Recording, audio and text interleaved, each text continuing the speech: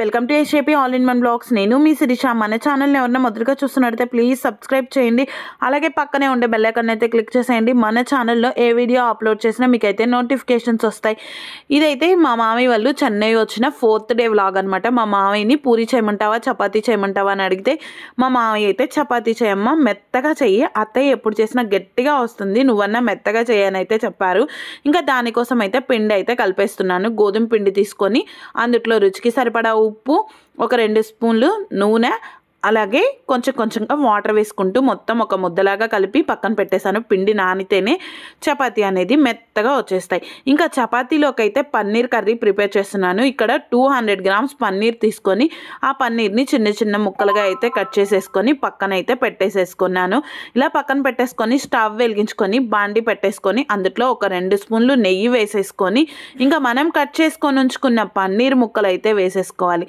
ఇలా పన్నీర్ వేసేసుకున్న తర్వాత అందులోకి ఉప్పు అలాగే గరం మసాలా వేసేసుకొని మొత్తం ఒకసారి పన్నీర్ ముక్కలు అనేది అడుగంటుకోకుండా కలుపుకోవాలి. కలుపుకోమన్నాం కదా అని పన్నీర్ ముక్కలు అయితే చిదిరిపోయేంత వాటికి కలుపుకోకూడదు. ఈ విధంగా పన్నీర్ ముక్కలు అనేది చిదరకుండా కలుపుకోవాలి. లో ఫ్లేమ్లో పెట్టే ఫ్రై చేసుకోవాలి.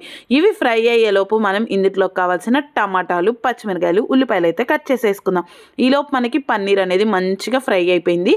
ఈ ఫ్రై అయిన పన్నీర్ని వేరే ప్లేట్లోకి అయితే తీసేసేసుకుందాం. ఇంకా ఇదే బాండీలో ఒక 2 స్పూన్లు నూనె అయితే వేసేసుకొని ఆ నూనె అనేది వేడెక్కిన తర్వాత మనం పొడవుగా కట్ చేసి పెట్టుకున్న టమాటాలు, ఉల్లిపాయ ముక్కలు అయితే వేసేసుకుందాం. ఇక్కడ నేను టమాటాలు, ఉల్లిపాయ ముక్కలు అనేది పెద్దగానే కట్ చేస్తాను. ఎందుకంటే ఆల్రెడీ మనం ఇది మొత్తం పేస్ట్ లాగా పట్టేసుకుంటాం కాబట్టి మొత్తం మెత్తగానే అయిపోతుంది కాబట్టి పెద్ద ముక్కలే కట్ చేసుకున్నాను. ఇంకా ఇలా మొత్తం టమాటాలు, ఉల్లిపాయలు వేసి కలుపుకున్న తర్వాత అందులోకి పొట్టు తీసుకొని కట్ చేసుకున్న అల్లం ముక్కలు కూడా వేసేసాను. ఇలా అల్లం ముక్కలు వేసుకొని కలుపుకున్న తర్వాత అందులోకి జీడిపప్పు కూడా వేసేసి కలిపేసుకొని అలాగే ఒక స్పూన్ నువ్వులు కూడా వేసేసాను. ఇలా నువ్వులు, జీడిపప్పు వేసుకోవడం వల్ల మనకి గ్రేవీ అనేది మంచి టేస్ట్ అయితే వచ్చేస్తుంది. ఇలా నువ్వులు అనేది వేసుకున్న తర్వాత దాన్ని కూడా ఒకసారి కలిపేసేసుకొని అందులోకి చిన్నులపాయ రెమ్మలు కూడా వేసేసాను. ఇలా చిన్నులపాయ రెమ్మలు, అల్లం అనేది ముందుగానే ఇందులో వేసి మగ్గనిచ్చామంటే మనకి పచ్చి వాసన అనేది రాకుండా ఉంటుంది. ఇలా చిన్నులపాయలు, అల్లము మొత్తం వేసేసి ఒక 10 నిమిషాల పాటు మగ్గించుకున్నామంటే మనకి ఇదైతే పేస్ట్ లాగా పట్టుకుంటే పేస్ట్ అనేది రెడీ అయిపోతుంది. ఇలా 10 నిమిషాలు మగ్గిన తర్వాత మిక్సీ జార్లోకి తీసుకొని అందులోకి ఉప్పు అయితే వేసేసుకొని మెత్తగా ఈ విధంగా పేస్ట్ లాగా అయితే పట్టేసేసుకోవాలి. ఆ పేస్ట్ని పక్కన పెట్టేసుకొని స్టవ్ వెలిగించుకొని బాండి పెట్టేసుకొని అందులో ఒక 2 స్పూన్లు నెయ్యి వేసేసుకొని, నెయ్యి కానీ నూనె కానీ మీ దగ్గర ఏది అవైలబుల్ ఉంటే అది వేసుకోండి. నేను ఇక్కడైతే నూనె వేసుకున్నాను. ఇంక ఇలా నూనె అయితే వేసేసుకొని గరం మసాలా ఉంటుంది కదా, చెక్క, మొగ్గ, యాలకులు, అలాగే జీలకర్ర ఇవన్నీ వేసేసుకొని పచ్చిమిరపకాయలు పొడవుగా కట్ చేసి పెట్టుకొని వేసుకోవాలి. అలాగే ఉల్లిపాయలు కూడా పొడవుగా కట్ చేసుకొని వేసుకోవాలి. ఇలా ఉల్లిపాయలు, పచ్చిమిరపకాయలు వేగిన తర్వాత ఇందులోకి మనం ముందుగా పేస్ట్ లాగా పట్టి ఉంచుకున్న ఆ టమాటాలు అవన్నీ పేస్ట్ లాగా పట్టుకున్నాం కదా, అది మొత్తం కూడా వేసేసుకోవాలి. ఇలా మొత్తం వేసేసుకున్న తర్వాత ఇందులోకి మనం మిక్సీ జార్లో పేస్ట్ లాగా గుజ్జు అనేది మిక్సీ జార్కు ఉంటుంది కదా, అందులో కొంచెం వాటర్ వేసేసుకొని ఆ వాటర్ని అయితే మనం ఆ పేస్ట్లో వేసేసుకోవాలి. ఇలా పేస్ట్లో వేసిన తర్వాత ఒక చిటికెడు పసుపు వేసేసుకొని అలాగే కారం, మీరు స్పైసీకి తగ్గట్టు కారం అయితే వేసుకోండి. నేను ఇక్కడైతే 1 స్పూనే వేసుకుంటున్నాను.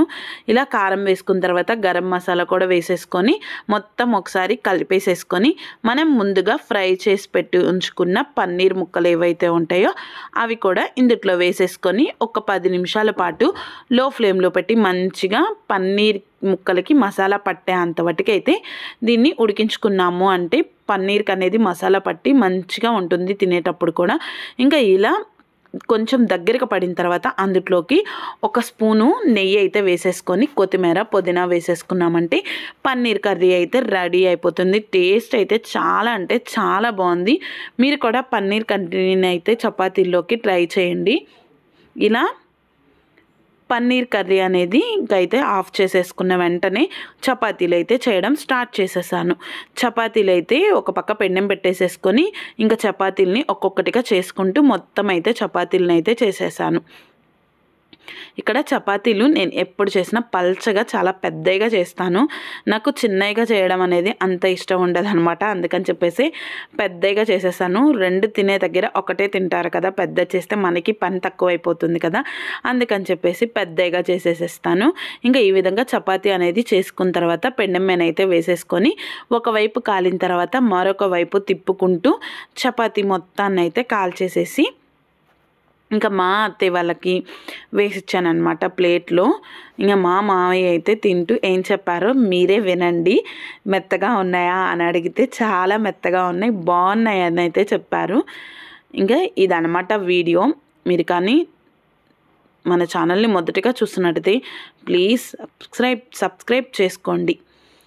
ఇంకా ఇక్కడ అన్ని చపాతీలు అయితే చేసేసి మా మామయ్యకి, మా అత్తయ్యకి, పిల్లలకి, మా వారికి అందరికైతే వేసి ఇచ్చేసాను.